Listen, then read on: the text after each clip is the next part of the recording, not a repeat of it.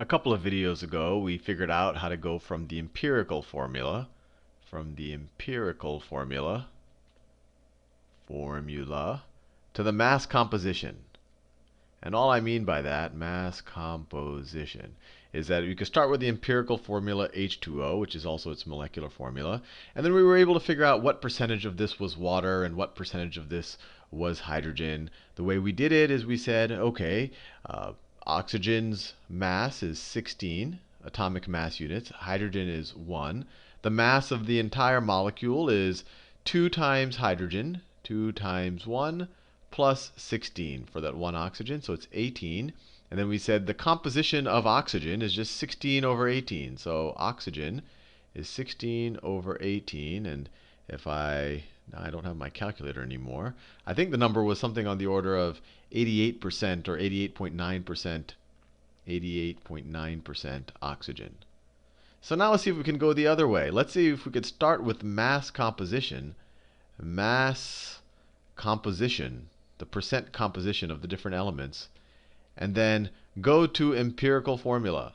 Empirical formula. And I think the first video I made, I spelled empirical wrong, which is good reason for me not to do spelling videos. I think I spelled this with an E right here because I pronounce it empirical, but it's spelled with an I. Empirical formula. So back to the empirical formula. So let's do some, I guess we could call it some exercises here to see if we can get someplace. So let's say that I start off with something. I need space. My periodic table is right down there. Let's say I am told that I have a bag of stuff, and 75% of that bag, let's say it is mercury, Hg, and say the other 25% of the bag is chlorine.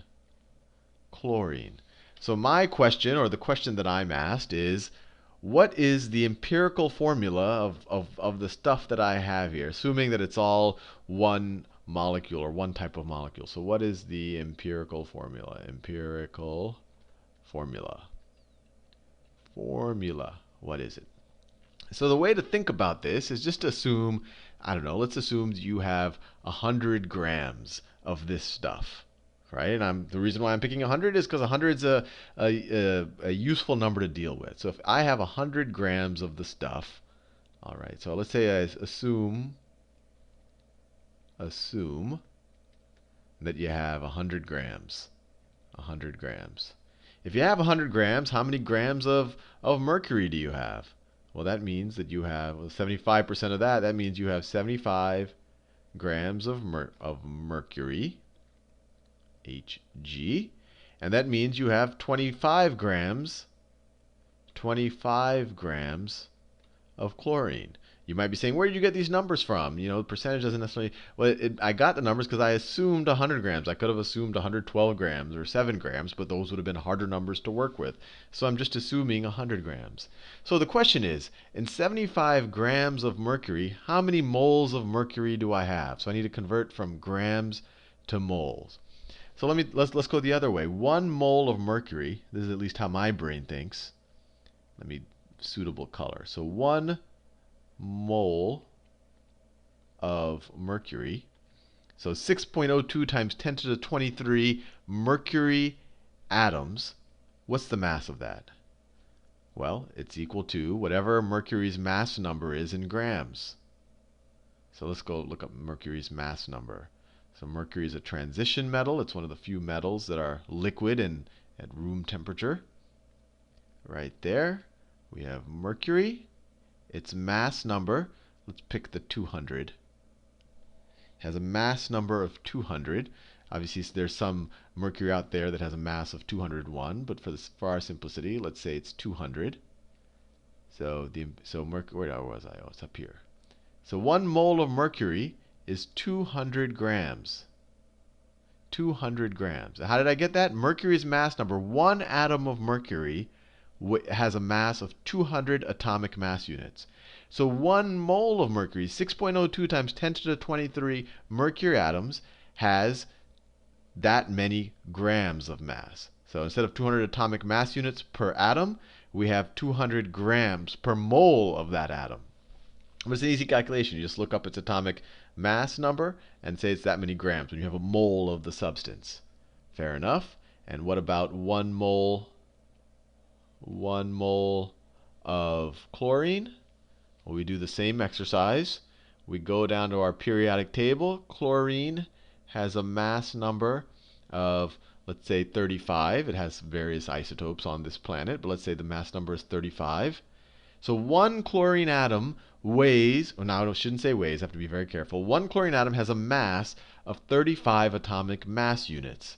So 6.02 times 10 to the 23 chlorine atoms, or 1 mole of chlorine atoms, will have a mass of, I already forgot my number, was it 35? 35 grams. So, how many moles of mercury do I have? Let me get my calculator going. So I have 75 grams of mercury. 1 mole of mercury would have a mass of 200 grams. So I could just take 75 divided by 200. It tells me how many moles I have. 75 divided by 200 is equal to, that's actually, I should have been able to do that. So I have 37.5 moles, or 0.375 moles. 0.375 moles of mercury. How did I figure that? 1 mole of mercury would be 200 grams. I only have 75 grams of mercury, so I have a small fraction of it, roughly 0.375 moles of mercury. I've just expressed a number of atoms of mercury I have. Moles tells me is 6.02 times 10 to the 23. So atoms of mercury. So I have 0.375 times Avogadro's number of mercury atoms. Fair enough. Now let's do the chlorine. I have 25 grams of chlorine. 1 mole of chlorine is 35 grams. So I have 25 over 35 moles. So what's that? So 25 divided by 35 is equal to 71.4. 71.4, or 0.714. So it's equal to 0.714 moles of chlorine. Okay, now these numbers, they're not exact, because if you take twice this number up here, you don't get twice this number right here. If you get twice this, you don't get this. But this is roughly, I have roughly twice as many moles of chlorine as I do of mercury.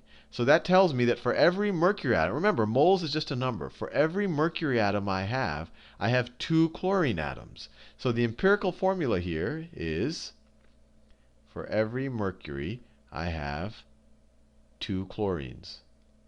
I have 2 chlorines right there. And the numbers didn't work out almost exactly right. I mean, it's not, you know, and especially in the real world when you're actually trying to figure out things empirically, your numbers seldom will, and maybe there's some random other things running out there in terms of other things that are contributing to the mass. But this is close enough to know that the ratio of mercury to chlorine is roughly 1 to 2, right? For every, you know, this is a number. For every 1 chlorine atom, you have roughly 2. You have twice as many. I guess the other way of thinking about it is you have twice as many chlorine atoms in the bag as you have mercury, roughly. Although this is a little bit more. This is close to 0.75. But it's close enough for you to know that you're dealing with mercury chloride right there. Let's do another one of these. Let's see how the numbers turn out for this one. Let's say you have another bag that is 9% magnesium. 9% magnesium. And let's say the remainder of the bag, 91% is iodine.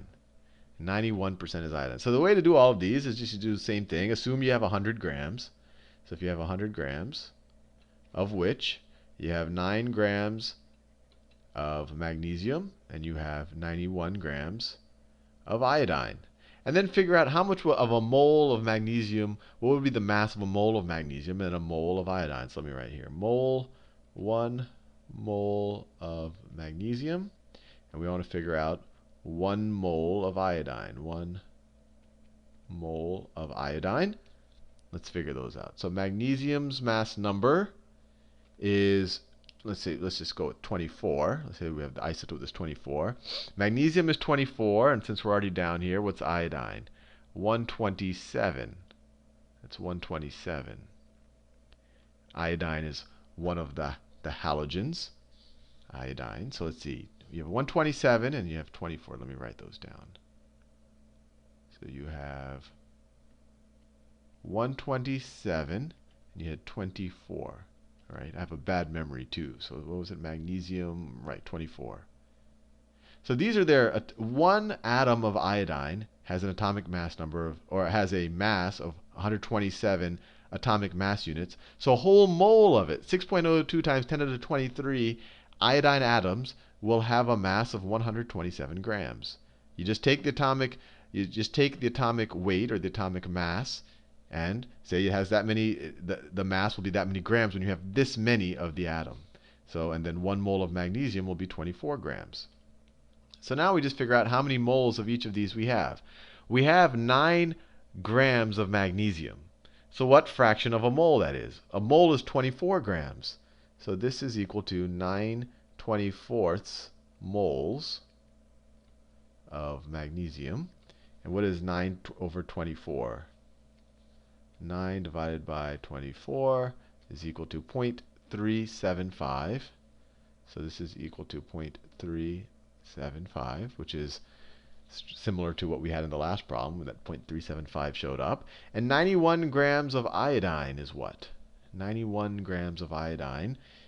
Well, in a whole mole of iodine, you're going to have 127 grams. So we have 91 over 127 moles of iodine. And what's 91 over 127? I have a feeling we're going to have very similar numbers.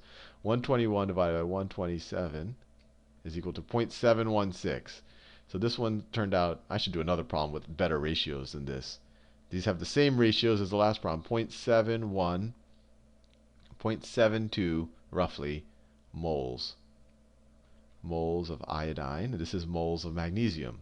So we have roughly twice the number of iodine atoms as we do of magnesium atoms, right? For every 1 magnesium atom, we have roughly 2 iodine atoms. I know this isn't exactly 1 to 2, but it's pretty close. So the formula here is magnesium iodide. Right there. And that's the empirical formula. We don't know. Maybe there would have been, maybe in every atom, maybe you had 2 magnesiums and 4 iodines. We don't know. All we know is that the ratio of magnesium to iodine here is 1 to 2. In the next video, I'm going to try to look for ones that have more interesting ratios, because I don't want to do 2 problems that both have the same ratio. But hopefully you found this a little bit helpful.